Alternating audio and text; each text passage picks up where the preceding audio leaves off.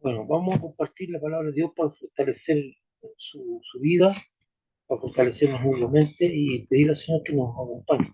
Entonces, como siempre, mi historia de la Casa Central de USA con nuestro querido pastor Ronald, que es nuestro pastor principal allá en USA, y muchas ganas de querer volver a verlo, pero mientras estuve en el tratamiento no puedo salir de acá. Vamos entonces. Entonces, lo que tenemos hoy día es una vida consagrada. Vamos a hablar sobre una vida consagrada. Vamos a ver qué es lo que es sagrado, consagrado. O sea, qué es lo que es santo. Por ejemplo, hablamos de sagrado y santo. ¿Qué diferencia hay entre lo sagrado y santo?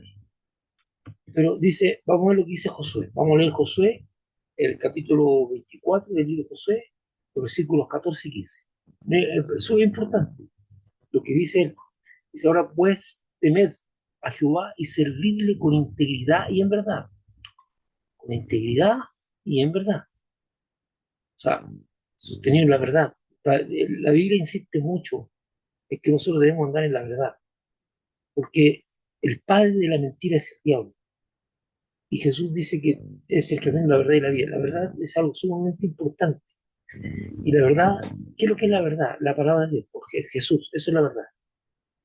Entonces, no solamente tiene que ver con hechos de lo cotidiano, que cuando estamos hablando de la verdad, cuando dice que debemos andar con integridad, ¿verdad? No es que los hechos cotidianos yo no mienta ni nada de eso. Eso es una cuestión que es importante también, pero no es trascendente, sino que sustentar mi vida en la verdad.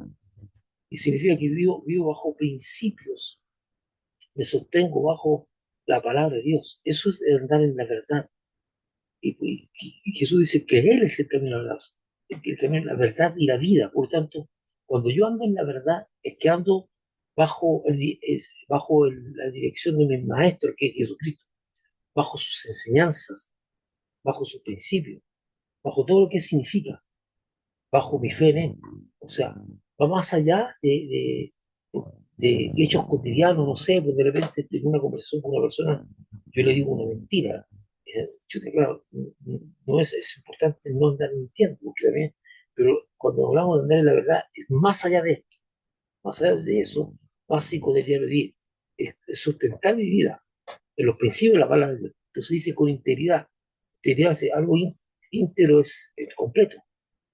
Y dice, está completo, que decir que cuando hablamos de integridad, quiere decir que en todos los aspectos de mi vida, todos los aspectos de mi vida, yo he decidido llevar una vida de corrección, una vida de sustento y de consecuencia. Estoy dando definiciones muy básicas, ¿verdad? Y quitad de entre vosotros los dioses a los cuales sirvieron vuestros padres, al otro lado del río, y en Egipto, y servid a Jehová. Y si mal os parece servir a Jehová, escoge hoy a quién serváis. Si a los dioses a quienes sirvieron vuestros padres, cuando estuvieron al otro lado del río, o a los dioses de los amorreos, en cuya tierra habitáis. Pero yo y mi casa serviremos a Jehová. Es una declaración de principio muy fuerte.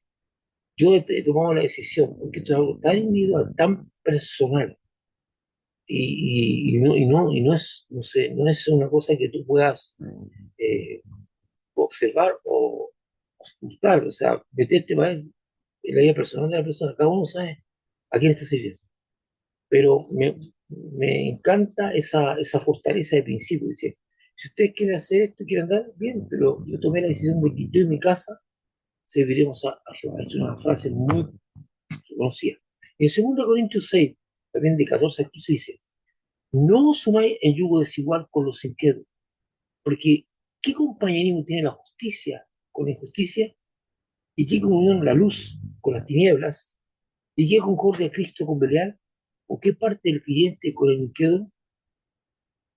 Aquí, lamentablemente, cuando la gente habla de este texto, lo relaciona con uniones matrimoniales, pero esto va mucho más allá. O sea, la unión matrimonial de yugo desigual es una pizca, un pequeño, pero hay uniones de negocio, uniones de alianzas, incluso en la guerra había alianzas, una serie de cosas. De hecho, hay un momento dado en que Josafat, rey, se une a Acab para combatir y uno de los profetas lo recrimina muy fuertemente. Dice, ¿cómo tú has hecho alianza con un enemigo de Dios? Entonces, eh, hay muchas veces, no, pero Josafat me dice, no, es que es con mi hermano, yo soy judío y él israelita. Somos, las emociones algunas veces nos llevan a hacer actos y uniones que no corresponden. Incluso hasta uniones para participar en actividades que no son buenas. Entonces, cuando habla de no yugo desigual, es mucho más allá del simple hecho de unirse en matrimonio. Hay un montón de cosas, uniones. Este es sumamente importante el asunto matrimonial, pero no se reduce solamente a eso. Eso es lo que quiero entender. Se reduce también a negocios. Dice, bueno, tú no te metas a hacerte socio de gente que es un yugo desigual contigo. Porque mientras tú crees que, por ejemplo, debes tratar al cliente con honestidad, hay otros que tu socio está dispuesto a engañarlo para obtener riqueza. Entonces ahí empiezan los problemas de yugo desigual. Belial de maldad, maldad y indignidad. Se usa generalmente la expresión hijo de Belial, que quiere decir brusco, perverso, impío, destruido, destruidor. Según el contexto, Pablo lo nombra como un personaje con significación del mal. Bueno, hay un espíritu que también es un demonio, un príncipe de los que también se conoce como Belial. Pero aquí está hablando de, de- de la personificación del mal. ¿Qué hay entre tú, qué es hay entre tú y la maldad? Mira, fíjense aquí, un dato. La Biblia evangélica usted la va a conocer porque lleva Santa Biblia. Y la Biblia católica dice Sagrada Biblia. Nosotros decimos Santa y la Biblia católica dice Sagrada. Usted ve una Biblia que dice Sagrada, es Biblia católica. Santa es Biblia evangélica. Que no tienen diferencia en mundo, solamente tienen los textos deuterocanónicos que la Biblia evangélica no tiene, que corresponden al Antiguo Testamento, porque no tenemos esos libros que la cultura judía tampoco tiene. Bueno, entonces lo más cercano en un lugar simple a consagrado es dedicado. Consagrado, lo más es dedicado. Podemos preguntar entonces, ¿en qué difiere lo que es santo a lo que es sagrado? Lo santo guarda la relación de apartarse con propósito, a tener como referente lo que Dios ama y lo que Dios aborrece. Cuando yo soy santo es porque yo amo lo que Dios ama y aborrezco lo que Dios aborrece. Eso es santidad. No digo, tiene que, la santidad tiene que ver con algo en mi relación con Dios, en mi relación en aportarle. Hay gente que puede ser pura y no santa, porque no ama lo que Dios ama. Puede ser que nunca cometa, porque hay gente que cree que es santo porque está apartado de las cosas, tiene una vida moralmente correcta y todo eso, pero puede ser que sea moralmente correcto y no es santo, porque no ama lo que Dios ama. Por ejemplo, un ejemplo bien palpable es que el Señor, tanto en el Antiguo Testamento como en el Nuevo Testamento, pone mucho énfasis en el amor y el respeto a las viudas y a los huérfanos. Una persona que toque una viuda de un huérfano para Dios era algo muy fuerte. Pero resulta que hay personas que le ven indiferente a la vida de los huérfanos, no ama lo que Dios está amando. Puede ser que moralmente sea muy correctito, pero no es santo. Ser santo es amar lo que Dios ama y hacer lo que Dios aborrece. La palabra santo también significa apartado. ¿Ya? Entonces, cuando hablamos de santidad, hablamos de amar lo que Dios ama. Más algo sagrado, ahora, lo que es sagrado está ligado a cosas que se usan dentro de los ritos divinos. Algo sagrado es algo que tiene sentido dentro de un ritual divino. Los santos está ligado a lo ministerial y lo sagrado está ligado a lo ritual. Lo santo está ligado a lo ministerial y lo sagrado está ligado a lo ritual. Aunque algunas veces se usan los términos en forma sinónima. Algunas veces hay gente que lo usa santo o sagrado, lo mismo. Pero algo es sagrado porque está dedicado a Dios y tiene uso para Dios. Cuando tú dedicas algo a Dios, lo haces, lo consagras, está sagrado. Y de ahí viene que tú no puedes usarlo para otra cosa. Por ejemplo, una cosa así. Tú le dedicas tu instrumento, tu guitarra o algo que tiene a Dios. Lo has sagrado, lo has sagraste y ese instrumento, esa guitarra es sagrada. No puede ser usada para otra cosa que para el destino que tú le diste. Ya está, sagrada. Lo santo tiene que ir con la parte, con lo ministerial, y lo sagrado con lo ritual. Oye, lo santo está ligado al ministerial y lo sagrado al ritual. Ahora podemos visualizarlo consagrado, de nuevo que se ha hecho sagrado, es decir, que se ha dedicado a los ritos propios de una religión. ¿Cómo podemos entender entonces cuando hablamos de personas consagradas? ¿Qué es una vida consagrada? ¿Qué hacemos? ¿Qué es una vida consagrada? ¿Qué se entiende cuando hablamos de algo consagrado? Una persona consagrada es una persona que está dedicada al servicio de la ejecución de los ritos que son propios de una determinada religión. El acto de santificación proviene de Dios. Él es el que santifica. Nosotros somos santificados por la obra del Espíritu Santo. No es una capacidad nuestra de ser santificado. ¿Qué es lo que hace la santificación? Es cada vez nos hace parecernos más a Dios, gustar las cosas de Dios, no encontrar los mandamientos de Dios para vos, sino que goza nuestro corazón, que nos dan alegría. Una persona, y el proceso de santificación lo hace Dios a través de su espíritu, no depende de nosotros. Lo que depende de nosotros es disponernos a que Dios trabaje en nuestra vida. Y cuando Dios empieza a hacer el proceso de santificación, va sacando de nuestra vida todo aquello que es todo, que tiene implicancias morales, que tiene implicancias de vida diaria, todo aquello que a Dios no le agrada. Por ejemplo, Dios habla mucho y le molesta mucho la pereza. Dice que el perezoso a Dios no le agrada. Entonces, si yo tengo la tendencia a la pereza, a no querer trabajar, entonces Dios dice no. Entonces, dentro de esa santificación, Dios va sacando esas tendencias o esas cosas que están muy bien. Como también pueden haber cuestiones morales, como por ejemplo, si yo acostumbro a mentir y a mentira o un lenguaje obsceno, es parte de mí. Entonces Dios empieza a trabajar conmigo en la santificación, a que esas cosas empiecen a salir por la obra del Espíritu Santo, ¿verdad? Bueno, santificación proviene de Dios. Dios es el que realiza la santificación, no es una cosa que yo quiera hacer. Es Dios el que yo me dispongo a que Dios haga y le pido a Dios que lo haga. Pero la consagración es un acto de dedicación voluntaria a Dios, es decir, está en su potestad realizarla.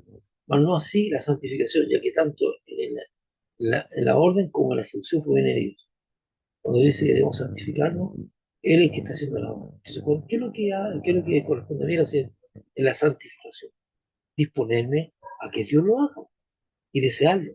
Que Dios, cuando yo me doy cuenta que hay cosas en mi vida que son altamente dañinas, contrarias a Dios, y que me están perjudicando a mí, como pudieran estar perjudicando también a otras personas, entonces hay cosas que tienen que salir de mi vida. Tienen que salir. Por ejemplo, si yo acostumbro a tener un lenguaje obsceno, terriblemente obsceno, de hecho eso no solamente incomoda al ambiente, sino que además me envenena a mí, porque todo lo que sale de mi boca también produce veneno. Entonces, lo ideal, lo ideal es que uno vaya sacando de la vida todo aquello que no es bueno, que no trae bendición. Entonces, siguiendo con lo que estamos leyendo aquí, dice una vida santificada, lo hace Dios.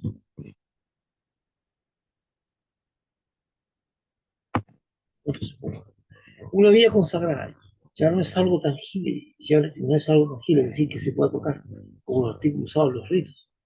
Y yo, pues, cosas consagradas como una guitarra, como, no sé, pues de repente yo digo, un lugar, digo, este lugar, vamos a consagrar para el Señor y va a hacer por decir, un cuarto de oración, como, como también se da en algunos casos, o también un espacio para usarlo como templo, no sé.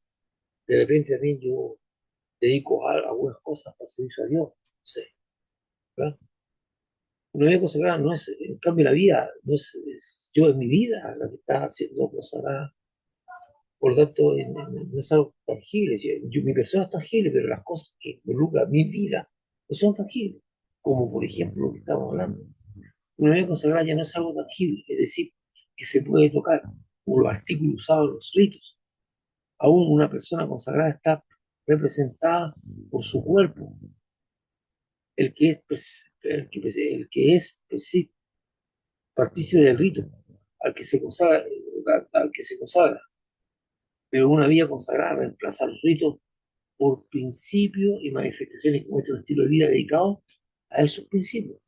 Una vida consagrada significa que yo dedico mi vida en todo lo que es a Dios, a los principios. Yo he consagrado esas cosas, digo yo vivo por principios que van más allá, que son inmutables, o sea, yo no los puedo estar mutando.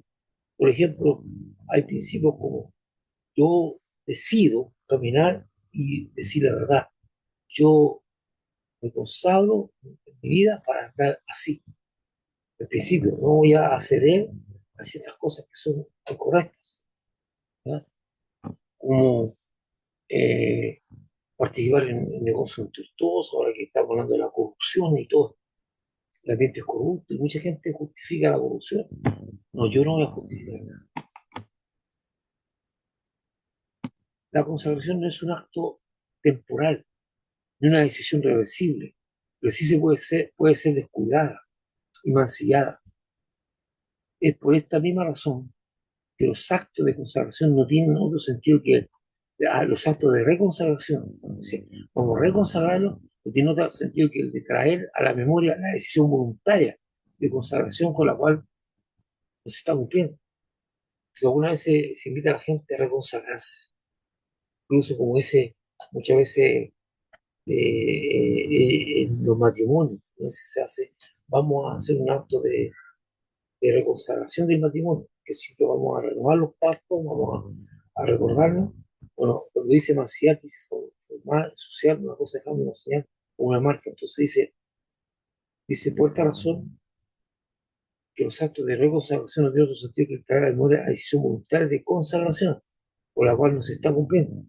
La consagración no es un acto temporal ni una decisión reversible, pero sí puede ser descuidada y mancillada, que significa ensuciada, eh, manchada. O sea, hay que reconsagrar. De repente hay personas que toman la decisión de consagrar, de no de consagrar, pero ya no lo están haciendo. Siempre, nunca olviden, la misericordia de Dios nunca cesa. Y Dios es un Dios de oportunidades. Dios es un Dios de oportunidades. Nunca de su vida por terminada cuando se equivoque. Nunca piense que Dios lo abandonó o lo va a abandonar. Nunca piense que usted ya no tiene remedio. No, es que mi pecado es muy grande, me da cosa llegar a no. Por muy grande que sea su pecado. Por eso, la Biblia tiene ese texto que por cuanto la gracia, el pecado abundó, la gracia sobreabundó. ¿Qué significa eso? Significa, porque la gracia es una impartición que nos pone Dios en nuestro corazón, nos imparte. La gracia es una impartición, no es un concepto. Por gracia soy salvo, la gente dice, no, es una impartición que, que, que actúa haciendo sentir el perdón de Dios a la persona. Porque tú puedes vivir toda tu vida con un sentido de culpa, pero cuando la gracia de Dios te alcanza, se va hacia sentido de culpa. Entonces, cuando la Biblia dice, por cuanto el pecado abundó, la gracia sobreabundó, significa que por muy fuerte que tú tengas la sensación de que tu pecado es imperdonable, Dios dice no. Si tú crees que tu pecado es muy grande, la gracia que yo tengo a ti es más grande que eso. Por cuanto el pecado abundó, la gracia sobreabundó. No estoy hablando de cantidad de pecados, estoy hablando de cómo te imparte, porque hay gente que dice, yo no tengo perdón de Dios con lo que he hecho. Dios es un Dios de oportunidad. Y la gracia de Dios es tan grande que perdona todo. Cuando hay un corazón dispuesto a acercarse a Dios, pedir perdón e iniciar. Nunca olvides, por mucho que tú te equivoques, que vos creas que tu error es tan grave que Dios no te perdona, por cuanto el pecado abundó, la gracia solo abundó. Dios es un Dios de oportunidad. Dios no quiere que nadie se pierda. Y todo aquel que esté dispuesto a pedir perdón, a volverse a Dios, Dios lo va a recibir. Nunca des por terminada tu vida cuando cometas un error. Acércate a Dios con humildad, acércate a Dios con una disposición a querer empezar de nuevo. Nunca des por terminada tu vida. Dios lo hará. Nunca pienses que Dios no te va a perdonar. Dios dice que las misericordias de Dios son abundantes. Yo te animo, porque hay momentos en la vida que uno necesita lo que dice, lo que cometí, no tiene perdón de Dios. Ahora, otra cosa es que el pecado traiga consecuencias. Ah, Dios no te quita las cosas, Dios no te lleva las consecuencias, pero Dios te perdona y te da un lugar con Él en el cielo. Dios es un Dios perdonado, pero no libra de las consecuencias. Muchas veces hay gente que está esperando que Dios libre las consecuencias. Dios no te va a librar de las consecuencias. No va a librarte de las consecuencias, porque las consecuencias de tus errores van a marcar tu vida. Eso está claro, eso está así. Muchas veces la gente piensa que no. Si tú cometiste una falta, eh, no sé, un ilícito, un delito, Dios va a perdonar tu falta, pero a lo mejor tú vas a tener que pagarte la justicia, a lo mejor con cárcel. ¿No? Ah, pero el Señor libra la cárcel. No, Dios no te va a librar de las cosas que, que son consecuencias de tu pecado, pero sí Dios te perdonó, te libró. Ahora puede también que Dios te ayude en ciertas circunstancias para poder tener misericordia de ti y no venga tan duro el castigo, pero Dios no te lleva las consecuencias del pecado. Hay gente que ha sembrado muy mal en la vida y está cosechando lo mal que ha sembrado. Bueno, vamos un poquito más adelante. Cuando la palabra consagración se expresa para referirse a la fe en Dios, en Jesucristo, entonces cabe preguntar, ¿en qué consiste esta consagración? Hay muchos textos que podrían darnos luz a una vida consagrada, pero Josué 24, 4, 14, 15 que leímos, y 2 Corintios nos aporta una visión bien completa de lo que se entiende por una vida consagrada. Lo primero que debemos considerar es la decisión absoluta de servir al Señor. Josué dice que ha tomado la decisión que tanto él y su casa servirán a Jehová. Es su consagración completa. Voy a dedicarme a servir al Señor. Eso no significa que no haga otras cosas, que no comparta, no tiene nada que ver con eso. O sea, mi meta es que lo que yo haga, el motor de mi vida, lo que yo haga es servir al Señor. Entonces, dice, Josué dice que ha tomado la decisión que tanto él y su casa servirán a Jehová, siendo que Josué no era levita.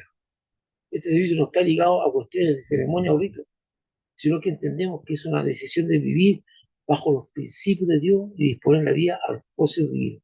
Eso es, cuando dice que Josué consagra su vida y su familia, dice, yo en mi casa serviré a Jehová. Y lo que quieran hacer ustedes es cosa de ustedes. Eso es súper importante. No existen responsabilidades ante Dios. Ante Dios no existen responsabilidades colectivas, sino personales. Cuando tú te presentas ante Dios, tú no vas a poder dar como argumento lo que te dijo el pastor, lo que te dijo una persona, lo que te dijeron en el grupo. Nuestra responsabilidad es individual, no colectiva. Nunca olvides, Dios trabaja con personas. Fíjate que tú vas a la Biblia y tú no vas a encontrar ninguna persona que ha sido llamada por Dios, ninguna, donde Dios le encarga una tarea a un grupo de personas. No hay, no hay, no van a encontrar ni una. Siempre es a personas, a Noé, a Moisés, ¿verdad? Llaman a José, a personas particulares, a Pedro, a Juan, son personas, Pablo. Tú vas a la Biblia y los profetas, Isaías, Jeremías, todo, o sea, Dios, Daniel, Dios nos da tareas, cuando Dios da algo, nos da tareas, nos llama a colectivos, ¿sí? Y la responsabilidad nuestra es individual, no es colectiva. Por lo tanto, debemos entender muy bien que si yo pertenezco a un grupo, y por eso tú tienes que tener claro tus convicciones, yo pertenezco y el grupo al cual pertenezco va en una ola completamente diferente a lo que yo creo, a lo que yo pienso, a lo que Dios ha metido en mi vida. Yo no tengo por qué seguir la ola que tiene ese grupo para sentirme cómodo, para no ofender. No, no, no. porque las responsabilidades son individuales. Tú no puedes decir ante Dios, Señor, es que el grupo quería esto. Tú tienes que entender que tus responsabilidades son individuales. Y hay mucha gente que, por las presiones sociales, acepta cosas que no son correctas. Por ejemplo, un hombre que tiene una vida consagrada tiene claro que él va a hacer lo que Dios le ha puesto en su mente, en su corazón. No tienes que ceder por agradar a otras personas. Ten cuidado con eso. Tienes que tener muy claro y estar dispuesto a soportar, porque la Biblia dice que el mundo va a tener afición. Aún así, hasta las personas más cercanas a nosotros se burlan de lo que creemos, se burlan de lo que pensamos y tratan de influenciar en nosotros para que cambiemos de rumbo. No, tienes que tener las convicciones bien claras. Una persona que tiene una vida consagrada tiene una convicción clara que hay ciertas cosas que no va a hacer, hay ciertas cosas en las cuales no va a participar, ¿verdad? Pero hay gente que, por ejemplo, hay mucha gente que entra en el mundo de la droga porque el medio es fuerte y no quiere sentirse eh, ajeno y quiere al resto del mundo y pretende agradar a la gente. Una persona consagrada no agrada a la gente, una persona consagrada agrada a Dios, a la persona principal que tú tienes que agradar es a Dios. Y tienes que soportar muchas veces la burla, el desprecio y muchas veces también tienes que soportar la discriminación que hace sobre ti y algunas veces también el ataque. Por eso tú tienes que tener claro. Entonces, cuando Josué le dice, yo y mi casa hemos tomado la decisión de servir al Señor. Yo y mi casa serviremos al Señor. Me encanta la forma en que Josué lo expresa. Voy a volver a leer el texto que dice, vamos a leer de nuevo el texto que tiene que ver con Josué y cómo lo dice. Ahora pues temer a Jehová, dice Josué. Recuerden que Josué ya ha vivido la experiencia de ser la mano derecha o ser el discípulo de Moisés. Y Dios le dice a Moisés, quiero que tú consagres a Josué como tu sucesor, como tu sucesor. Entonces, ¿qué es lo que hace Moisés? Pone a Josué como su sucesor. Él tiene una experiencia espiritual tremenda porque estuvo a la falda del monte con Moisés, cuando estaba recién tabla, vivió todas las experiencias espirituales tremendamente grandes que vivió, que vivió junto a Moisés. O sea, una cosa sumamente importante, sumamente grande. Entonces él tenía una experiencia fuerte y esto lo llevó a tener una fe profunda en Dios. Entonces, ahora pues temer a Jehová y servirle con integridad y en verdad. Por favor, guarden eso. Y quitad entre vosotros los dioses a los cuales sirvieron nuestros padres. Al otro lado del río, y en Egipto. Y servir a Jehová. Y si mal, mira, y si malo parece servir a Jehová por la tendencia idolátrica del pueblo, escogió hoy a quién servir. Si a los dioses a quién sirvieron nuestros padres cuando estuvieron al otro lado del río, o a los dioses de los amorreos, en cuya tierra están. Pero yo y mi casa serviremos a Jehová. Esa es la decisión, en la forma que nosotros debemos contar nuestra vida, con decisión clara. Porque todo el pueblo quiere ir en otra dirección, pero él va claramente en la dirección de que vamos a, lo que constituye, dice, es una decisión de vivir bajo los principios de Dios y disponer la vida a los propósitos divinos, lo que constituye el fundamento de una vida consagrada a Dios, para luego entender que esta acción no opera bajo un estado emocional ni por sabiduría personal, sino por la demanda del carácter de Dios. Temer a Jehová y servirle con integridad y en verdad. Por lo tanto, entendemos que en cuanto a una vida es consagrada, entendemos que en cuanto a una vida es consagrada, actúa bajo el temor a Dios, lo que no significa un miedo al castigo de Dios. Cuando hablamos de temor a Dios, no significa un miedo al castigo de Dios, sino más bien el temor a ofender al Señor. Cuando hablamos del temor a Dios, no tiene que ver que, ay, que Dios me va a castigar y me van a caer los pelos del infierno. Cuando hablamos de temor a Dios, hablamos de el temor a ofender a Dios. Ese es el temor. Lo que venía a buscar es el conocimiento del mismo Dios y a considerar mis actos, palabras con prudencia y responsabilidad. Mucha gente cree que el temor a Dios es esconder con miedo que me va a caer un rayo si hago algo o si peco. No, no, no estamos hablando de eso, estamos hablando del temor a ofender a Dios. También una vida consagrada sirve con integridad, no solo entendiendo significado moral, que lo tiene, sino también, también de totalidad, es decir, con mis bienes, con mi tiempo, con mi habilidad, es una vida consagrada en todo, con mi tiempo, con mis bienes, mi habilidad, etcétera. Y toda esta consagración está cimentada en la verdad. Y esto no significa que está ligado que se está ligado a la verdad, o que tengo conexión con la verdad, sino que mi vida está fundamentada en la verdad. No es que yo estoy asociado a la verdad, mi vida está fundamentada en la verdad. Y es esa verdad que es lo que es Jesucristo. La palabra de Jesucristo es la verdad. La consagración al Señor involucra una determinación absoluta de abandonar cualquier relación con otros dioses que no sea Jesucristo. No siempre los dioses se representan con imágenes, por lo que por eso muchos creyentes viven engañados sirviendo a otros dioses sin que ni siquiera darse cuenta. Ojo, por cuanto mi confianza por el bienestar de mi alma y mi espíritu sobre personas o cosas que no son Dios. Yo pongo mi confianza en cosas que no son Dios. O cuando doy gloria a los hombres por el bienestar de mi cuerpo y dando la gloria a Dios, aun cuando estos hombres sean los instrumentos que Dios usa para bendecir mi cuerpo. Se está hablando y sirviendo a otros dioses. Cuando yo no le doy la gloria a Dios, de todo lo que pasa en mí, todas las cosas que pasan en mí son de Dios. Entonces yo empiezo a salzar, exaltar y a poner mi confianza en cosas que no son Dios. Lo más terrible, que a muchas personas no les parece bien servir al Señor bajo exclusividad absoluta y creen que pueden mezclar relaciones. Sin embargo, si mal les parece servir al Señor Jesucristo, deben definirse a quién servir. Pero la consagración es una demanda exclusiva total al Señor. No puede estar quitando agua. Por eso dice, no puede servir a dos señores.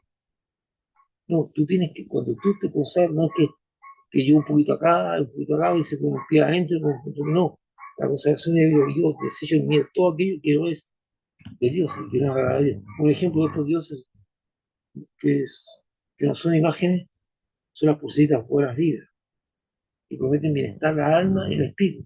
No solamente a la salud, no, que la gente pone su confianza en que mi vida espiritual va a estar mejor con esta pulserita magnética. Puede ser que el magnetismo haga un efecto en el cuerpo, yo no digo eso, pero cuando la persona cree que, mira, que su bienestar espiritual y del alma depende de una pulserita, está poniendo la confianza en algo que no es Dios.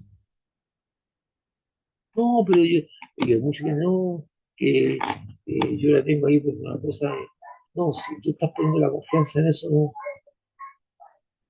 Pero algunos clientes aceptan como algo normal porque supuestamente tiene un origen científico o de la sabiduría de la cultura antigua. Pero esto mismo, por eso mismo, una vida consagrada no puede tener yugo desigual, ni comunión con los incrédulos, porque son dedicaciones opuestas y mancillan al cliente. El yugo desigual no solo dice relación a la edad sentimental, como dije, sino también a las sociedades de distinto tipo, ya que este yugo no permitirá la manifestación de los principios divinos en justicia, verdad y conforme a Jesucristo. Un momento que la persona se une en yugo, mientras un hombre que quiere hacer negocios correctamente, sin engaño, y otro está dispuesto a engañar para obtener más beneficios. Y empieza el yugo desigual. Mientras una persona está dispuesta a buscar a Dios, la otra persona no está dispuesta a buscar a Dios. Cuando un creyente se une en yugo desigual por el credo, está violando su consagración al Señor. Y más aún, se hace comparable con una comunión con el mismo Satanás, representado por Pilar. Tampoco puede haber una manifestación simultánea de luz y las tinieblas, la justicia con la injusticia. Por favor, yo estoy llevando esto más allá solamente de un yugo, de una relación tiene que ver que tiene que ver con matrimonio o con relaciones sentimentales. Esto es más allá de eso. ¿Ya? Tiene que ver también con todo lo material, negocios, asociaciones, lugares donde yo son sumados, incluso asociaciones que tienen que ver con beneficencia. Entonces, una vez consagrada ha dado la espalda al mundo y las cosas de este mundo. Lo que no significa no relacionarme con las personas de este mundo, sino el conservar mi fidelidad y perseverancia a los principios y propósitos divinos, sustentando en la verdad que es Jesucristo y su evangelio. Aquí me detengo que hay evangélicos que creen que realmente sienten un desprecio por las personas. Bueno, No, olvídate, no, es que yo no me meto con no, no se trata de aislarse del mundo. Pablo dice, no, tenéis que desaparecer del mundo, sino que yo lo que hago es, de nuevo, bajo mis principios en este mundo, me aparto del mundo y de las cosas que el mundo enseña. Cuando digo eso, es que no soy partícipe de las enseñanzas, de las cosas de este mundo. Bueno, eh, eh, ahí damos por terminado lo que es el tema mismo.